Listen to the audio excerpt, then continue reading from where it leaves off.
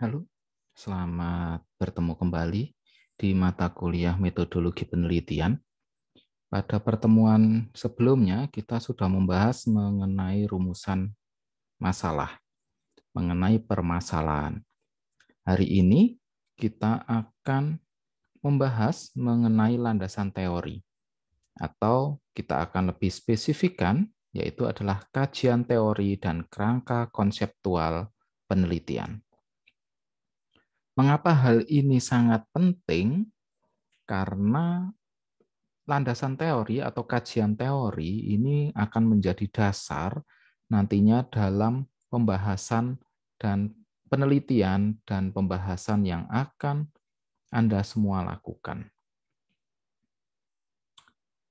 Kajian teori sendiri ya mempunyai definisi, yaitu adalah teori adalah seperangkat konstruk atau konsep, definisi, dan proporsi yang berfungsi untuk melihat fenomena secara sistematik melalui spesifikasi hubungan antar variabel sehingga berguna untuk menjelaskan dan meramalkan fenomena.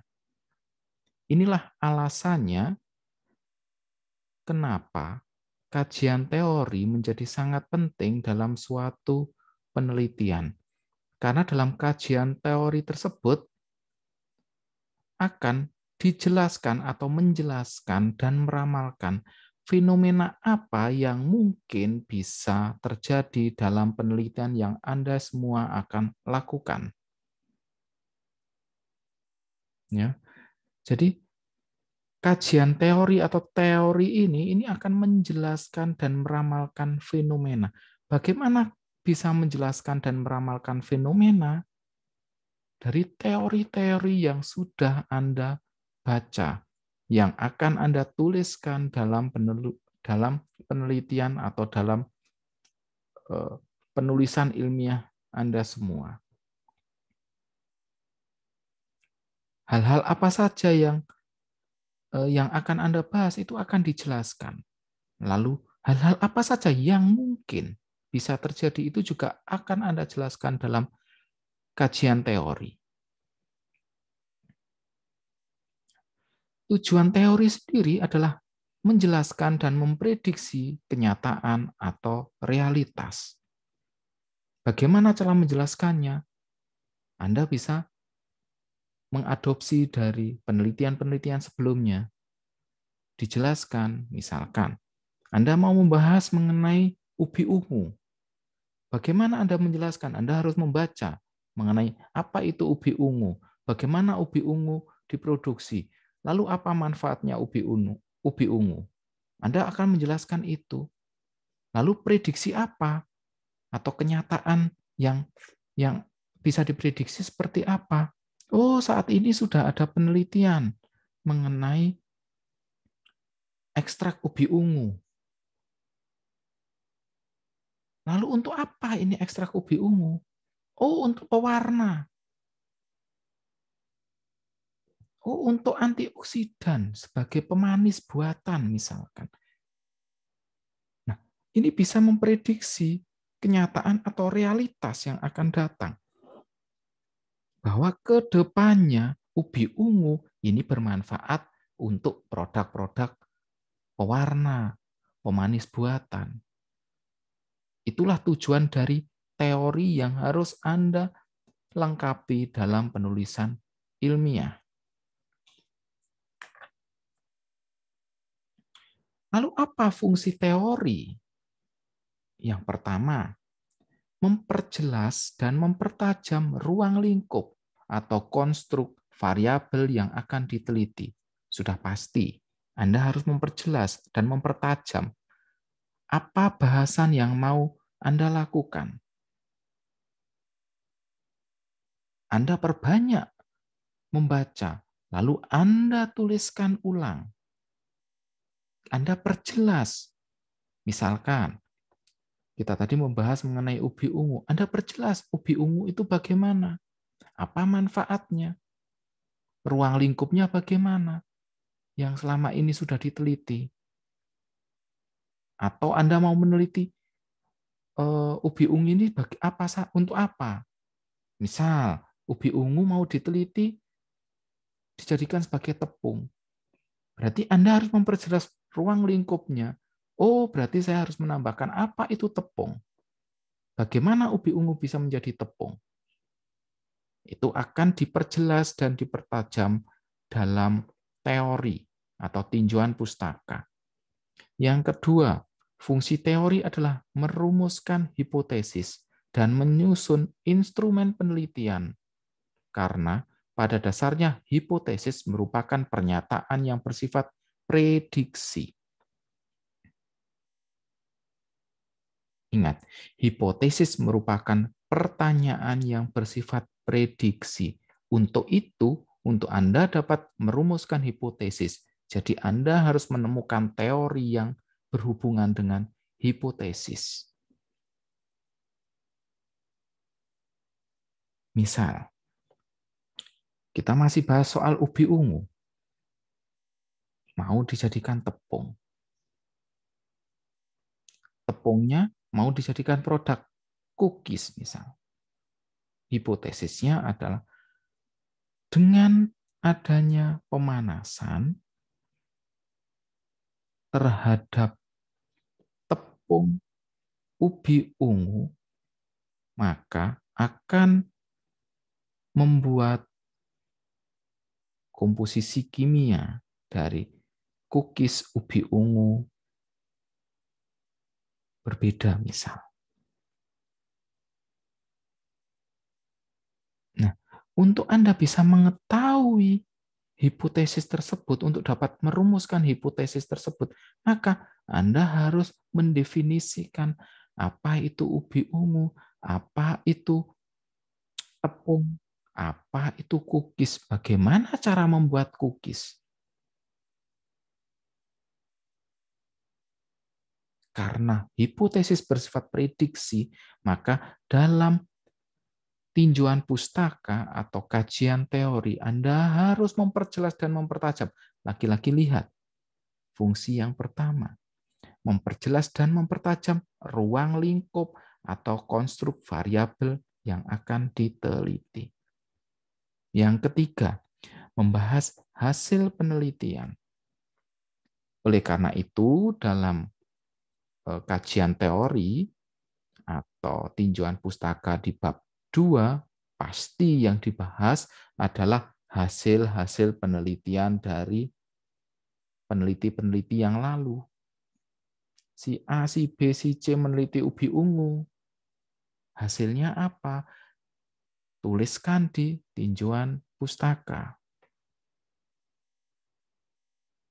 Yang keempat, memberikan saran dan upaya pemecahan masalah. Loh, Pak, ini kan baru tinjauan pustaka. Kenapa sudah memberikan saran dan upaya pemecahan masalah? Karena dalam tinjauan pustaka itu sudah diperjelas dan dipertajam ruang lingkupnya. Lalu kita juga bisa sedikit memprediksi apa yang akan terjadi dari penelitian Anda semua. Dan Anda sudah membahas mengenai hasil penelitian-penelitian orang lain atau sebelumnya, penelitian sebelumnya. Dengan ini, setidaknya ada saran atau upaya yang bisa dipecahkan. Masalah yang bisa dipecahkan. Maka fungsi dari teori atau tinjauan pustaka atau kajian teori juga bisa memberikan saran dan upaya pemecahan masalah. Misalkan si A sudah melakukan penelitian ubi jalar ungu dari tepungnya. Ternyata ini tidak bisa dengan panas yang sangat tinggi karena antioksidannya akan rusak. Maka perlu adanya penelitian dengan suhu yang lebih rendah. Kalau di awal adalah pakai suhu misalkan 75 derajat. Oh, sekarang gimana sih kalau saya pakai suhu 60 atau 50 derajat Celcius? Ini bisa dijadikan pemecahan masalah dan juga bisa dijadikan konstruk variabel yang akan diteliti, diperjelas dan dipertajam. Suatu penelitian tanpa landasan teori akan berujung pada kesalahan atau sering dikenal dengan istilah trial and error. Kenapa bisa dikatakan trial and error? Karena Anda tidak punya pegangan apa yang akan Anda teliti. Tanpa ada landasan teori atau kajian pustaka, Anda akan gelambiar istilahnya. Tapi dengan adanya tinjauan pustaka, seperti ini tadi, memperjelas dan mempertajam ruang lingkup atau konstruk variabel yang akan diteliti. Jadi sudah diperjelas dan dipertajam batasannya seperti apa. Jadi mengurangi trial and error. Oh, si A sudah membuat tepung ubi ungu. Pakai suhu 70 derajat. Hasilnya adalah antioksidannya sangat rendah. Sudah dipakai loh oleh si A. Cara pakainya, cara membuat tepungnya apa? Oh, ini sudah ada urutannya. Jadi Anda tidak perlu mengulang lagi penelitian tersebut. Dan error yang terjadi pada penelitian sebelumnya bisa Anda sedikit reduksi atau kurangi. Ini alasannya kenapa landasan teori itu sangat penting. Pendekatannya untuk landasan teori ada dua. Yang pertama adalah pendekatan deduktif. Yang kedua adalah pendekatan teori yang induktif. Apa itu pendekatan teori deduktif? Pendekatan teori deduktif adalah pendekatan yang berangkat dari kebenaran umum sebagai dasar untuk membuat kesimpulan atau prediksi-prediksi khusus. Namanya deduktif, dari hal umum dikhususkan. Pada pendekatan ini ada beberapa fungsi. Yang pertama, dia bisa pakai penjelas. Apa itu penjelas? Teori yang digunakan bisa untuk menjelaskan variabel penelitian dan menjelaskan hubungan antar variabel. Biasanya teori sebagai penjelas ini didefinisikan variabel penelitiannya lebih jelas. Lalu juga dalam teori deduktif, pendekatan teori deduktif, landasan teori juga berfungsi sebagai prediksi. Namanya prediksi, teori biasanya digunakan sebagai perumusan hipotesis yang sangat kuat untuk memprediksi jawaban, kira-kira jawaban apa atas permasalahan penelitian tersebut. Lalu yang ketiga adalah sebagai kontrol. Teori digunakan sebagai bahan untuk pembahasan hasil analisis data. Sebagai kontrol nih, hasilnya seperti ini. Analisis datanya seperti ini. Dihubungkan dengan teori. Apakah sama atau tidak, bertentangan atau sejalan. Ini pendekatan deduktif. Dari hal yang sangat umum dijadikan suatu hal yang diprediksi secara khusus. Untuk menganalisis permasalahan ini dalam teori deduktif ini, maka ada tiga itu tadi. Ada penjelas, prediksi, dan kontrol. Hasilnya adalah dari kesimpulan dikembalikan lagi kepada teori. Hubungannya adalah seperti itu. Jadi ada permasalahan, ada teori, dilakukan penelitian, dilakukan kesimpulan. Lalu di kesimpulan ini ambilnya dari hal yang umum. Berbeda dengan induktif. Induktif adalah pendekatan yang berangkat dari kesimpulan secara khusus sebagai dasar untuk membuat kesepakatan umum. Biasanya teori-teori dibentuk karena adanya pernyataan-pernyataan yang diuji menggunakan metode ilmiah. Dan biasanya hasil pengujian diulang, berulang-ulang, sehingga didapatkan hasil yang sama untuk dihasilkan teori. Dan kekuatan teori ini bergantung pada hasil pengujian. Untuk induktif ini biasanya ada pernyataan 1, pernyataan 2, pernyataan 3, pernyataan 4, dan banyak pernyataan. Diuji nih satu-satu. Diuji satu-satu, diuji kebenarannya. Nah, kebenarannya ini ya diulang-ulang. Hasil pengujian diulang-ulang. Sehingga dihasilkan satu teori yang sama. Ini adalah pendekatan teori induktif. Lalu apa kegunaan teori yang sering kita lakukan? Yang pertama adalah teori digunakan sebagai suatu orientasi.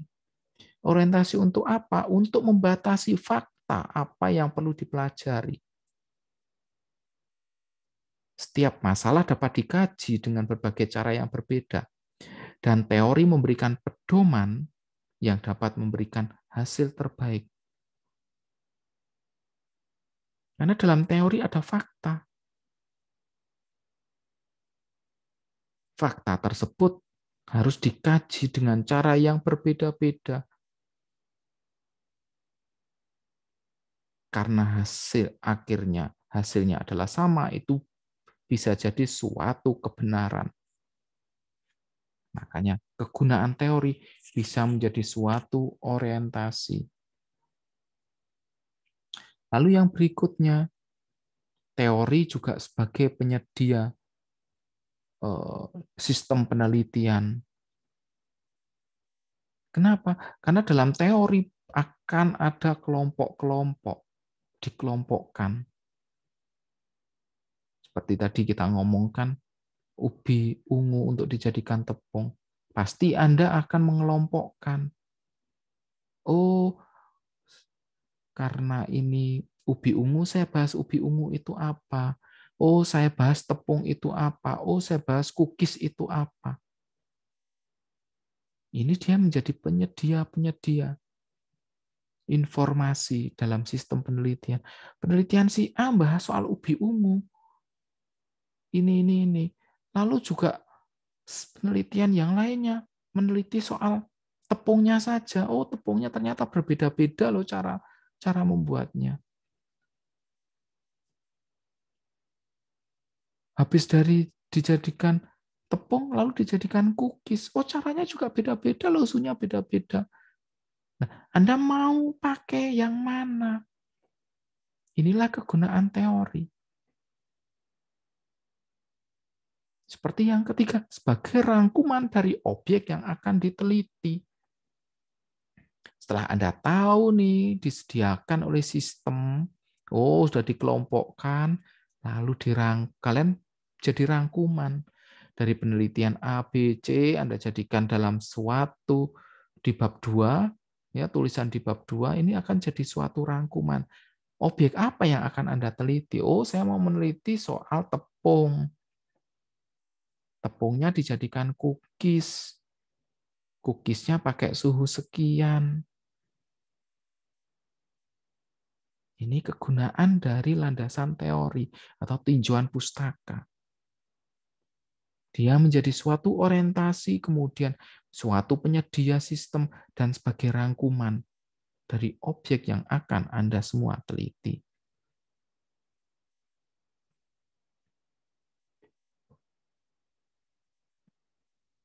Dalam penulisan tinjauan pustaka, ada berbeda-beda memang. Kita mengikuti tinjauan pustaka yang ada di kampus kita.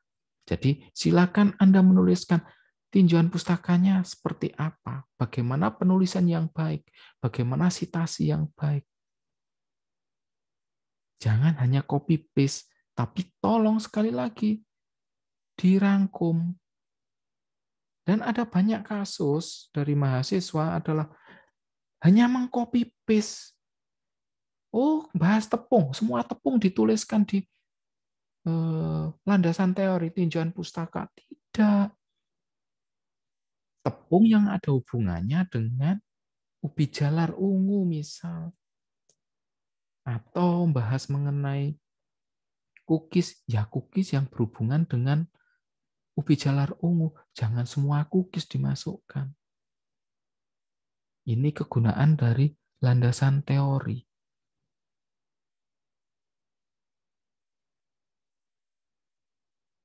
Silakan Anda pelajari kembali buku panduan yang sudah Anda punya mengenai penulisan ilmiah. Di situ ada cara-cara menulis yang baik, mengenai sitasi seperti apa bisa Anda lakukan. Sekali lagi, setiap tempat mempunyai tata penulisan yang berbeda-beda. Maka kita mengikuti panduan dari Fakultas Pertanian, jangan lihat panduan dari universitas lain atau fakultas lain, karena pasti akan berbeda dengan panduan di tempat kita, bisa jadi berbeda. Baik, sekian materi kajian teori dan kerangka konseptual penelitian. Saya harapkan dari pertemuan kita hari ini, Anda semua sudah bisa meneruskan penulisan ilmiah Anda yang kemarin sudah menuliskan bab 1, saat ini harus Anda lanjutkan ke bab 2, yaitu tinjauan pustaka. Selamat siang, sampai bertemu kembali di pertemuan berikutnya. Terima kasih.